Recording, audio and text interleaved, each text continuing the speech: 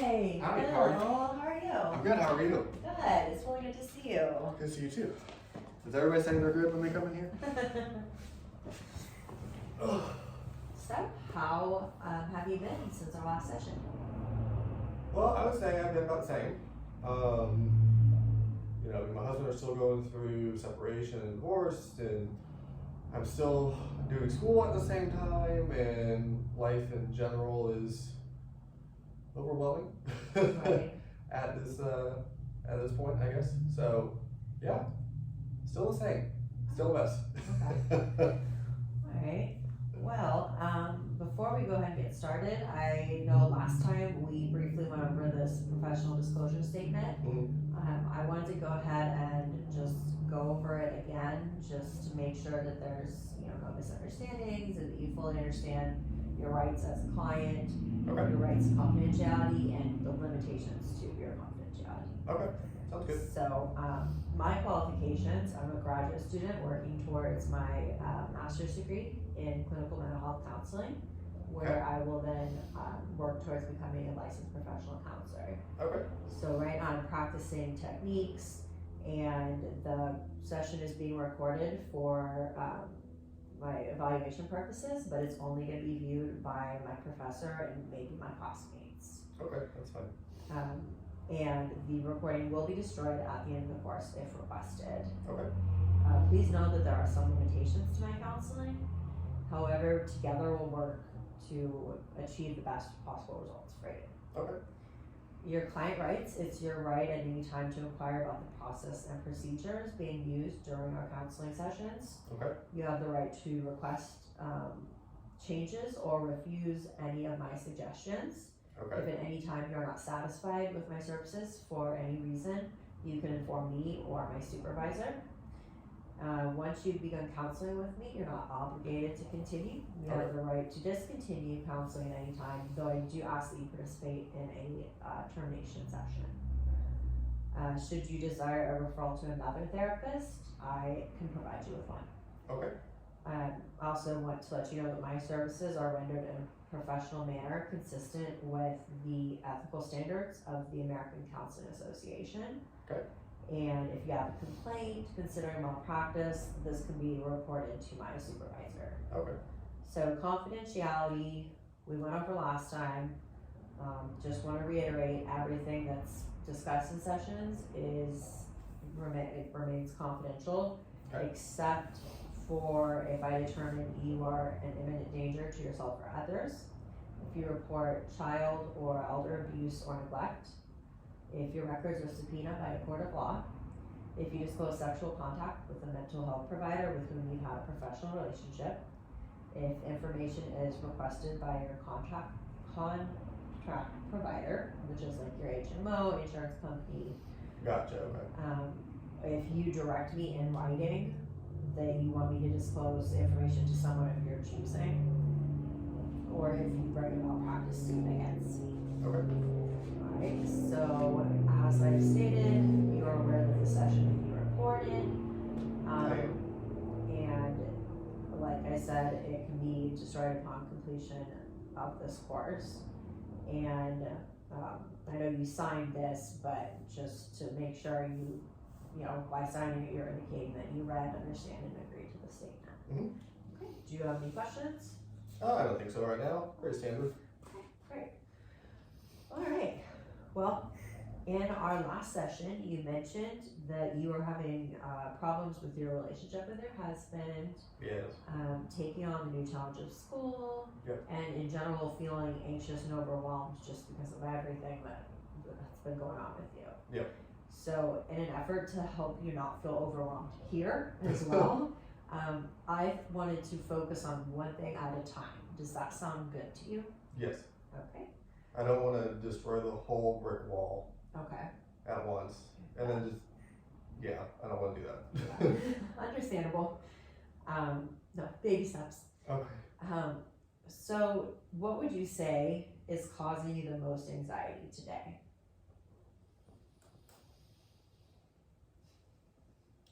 I would say, based on everything that's going on,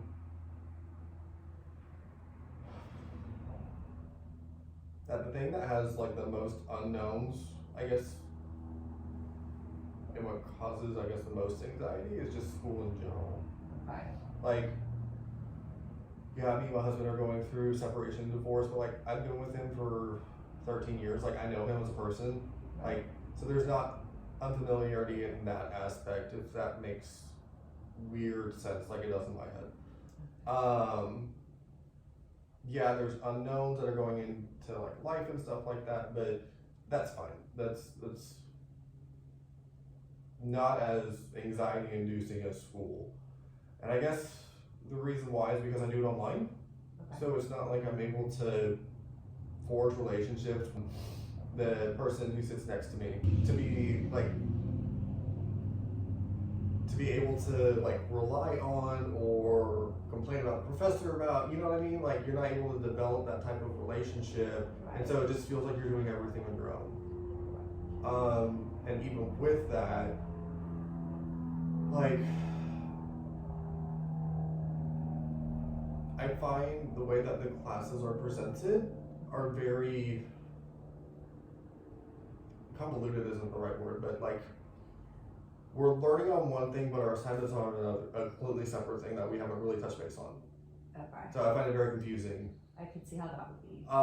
And then like there are certain deadlines, so you're doing like a whole bunch of additional research on stuff that's like not provided to you. And so just that in and of itself is just like, oh dear God, what am I gonna do? Because I don't want to fail school. I don't want to have to retake classes. That's a lot of money out of my pocket. Right.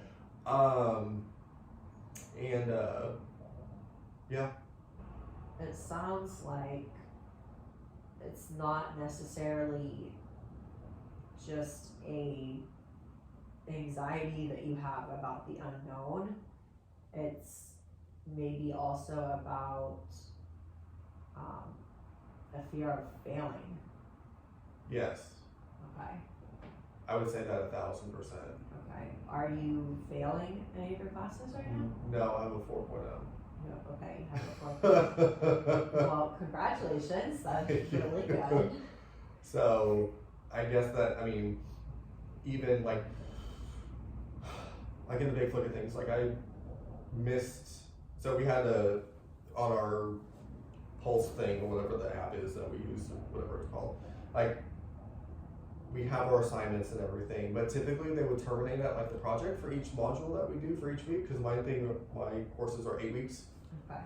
And so you have module 1 through module 8. Each module's a week. So you would have your assignments and whatnot, and you would go in and you would do all of them and whatnot, and they would typically terminate at the project for that week. Okay. Well, I messed up and I didn't read through it all the way. And after the project that we had last week, we had a quiz that was associated with something completely different. And I was so focused on the 2 writing assignments that we had that I completely overlooked that because things were only terminated there. So I ended up failing that quiz. Even though it's only 25 points, I was still in a state of panic. Okay.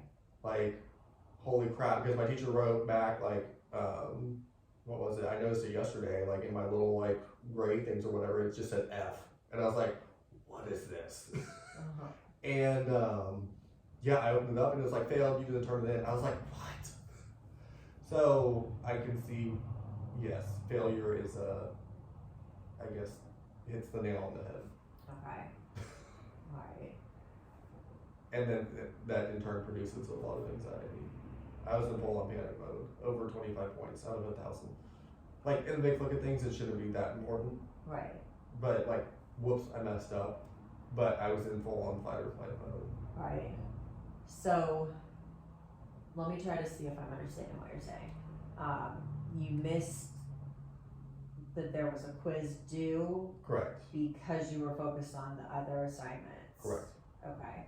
So, do you think it would be beneficial for you to maybe write out your like assignments on a calendar or something, like physically writing out, so that you don't overlook one again? Like maybe this, like you said, is 25 points. It's not make it or break it. I'm sure you can still have plenty of time to bring that up. Yeah. I'm looking for a way that we can use this as a learning opportunity, so that it doesn't Okay. happen again. So like have like a calendar of just like assignments and like their due dates and just kind of like plan that out at the beginning of the term. Yeah. Okay. Yeah, I think that would work. Okay. Very simple, but I think yes, that would work. And sometimes the simplest things are the answers. Yeah. Occam's razor, right? Yeah. Okay. So, Easy This- to overlook that too. what? It says easy to overlook, you know what I mean? It is. So aside from the fear of failure, are there other aspects of school that cause you anxiety? I guess being judged, like school's a judgment essentially. Other people are judging you based on what you know. So I guess that's anxiety inducing. Okay. It's like, hey, I tried my best on this and you're saying it's not good enough. Right. You know what I mean? I guess Are that's you, hard. are you referring to professors? Yeah. Okay. I mean, it's like you try your best on certain things and then it's like, oh, not good enough or whatever it is. And I don't know, that just, I guess maybe that ties back into vulnerability. I don't like people seeing my flaws and all that stuff. I think we touched base on that last time. Right. So, We did, yes.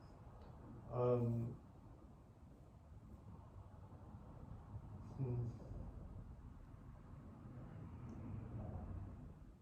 But aside from the quiz that you just missed, you mentioned you have a 4.0, so, I mean, are you getting negative feedback from your professors that make you feel like you're being judged? No, not really. I think that's just more anxiety induced. Like, I'm so worried about stuff that I make everything perfect, if that makes sense. So I kill myself trying to balance work, which I work 50 hours a week, and then on top of that school, so I'm a full-time student as well, so it's not like I'm only taking one class, I'm taking two, and they're condensed into 8-week classes, so for 3 hours each, and it's just a lot. I just think it's a lot of maybe it's self-induced anxiety, I don't know. I don't know, but it's not sustainable. Right. Well, that sounds like a lot, to work 50 hours a week and be a full-time student. Yes. So I could see, how that itself can be overwhelming. Yeah. And then, yeah, it's just, there's just so many unknowns with school. It's, I don't know. And so how long have you been in school now? So this is my second term. Okay. So I was hoping to make the dean's list this go around, Uh-huh. because that's what they do. You have to be in school for your first term doesn't count, but it's every 2 terms. That's what qualifies for dean's list. So there's 6 terms in a year. So I was hoping to do that. So yeah, but So one of your school goals is to make dean's list. mhm. That's And to graduate as high as I can. So maybe with 4.0. I'll settle for 3.9. But good. Okay. So to bring it back to what you were saying just a moment ago, Mhm. you mentioned you didn't like the vulnerability of feeling judged. Yeah. By your professors with grades. mm-hmm. Can you tell me more about that? I don't know. It's just maybe it's because I've been judged for everything from my lifestyle to just stuff that's happened earlier on in my childhood or whatever it is. But I just don't like people telling me that my work isn't good enough or that I'm not, maybe I take it as I'm not good enough Right. when people tell me that I could, like the work that I'm submitting or isn't good enough, or I'm not smart enough, or whatever it is. That's kind of the way that I take it. And has a professor ever said those to you specifically? No. Right. No, they haven't. But it's just that internal thing in my head, I guess. Right. It doesn't.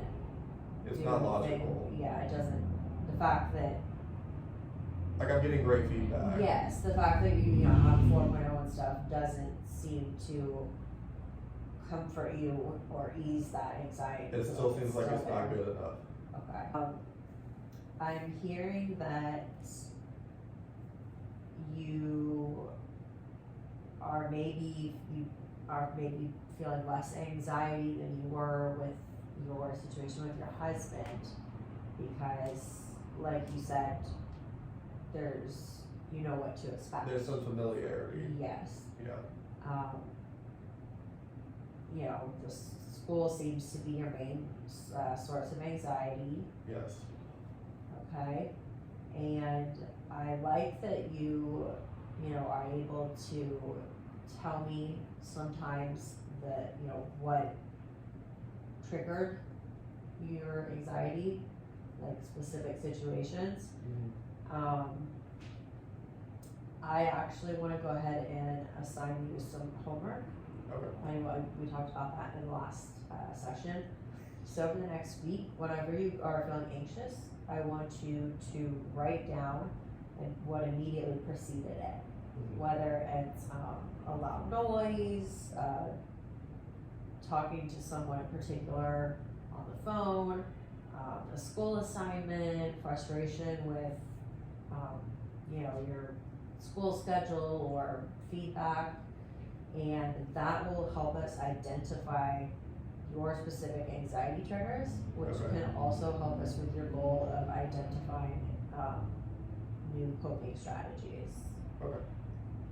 And so I'm gonna go ahead and give you a journal so you can Okay. write that in. So does that sound good? Yep. Okay, great. Well, then I'm gonna go ahead and give you this journal, and Thank I you. want you to bring it back next week. And that's gonna go ahead and set us up at our next session for, you know, discussing it and seeing how we can use that information to help you reach your goals. Okay. Motion detected Sounds at like the work. front door. Alright, well, thank you so much All right. for coming in today. It was I a appreciate it. pleasure to see you. Thank you.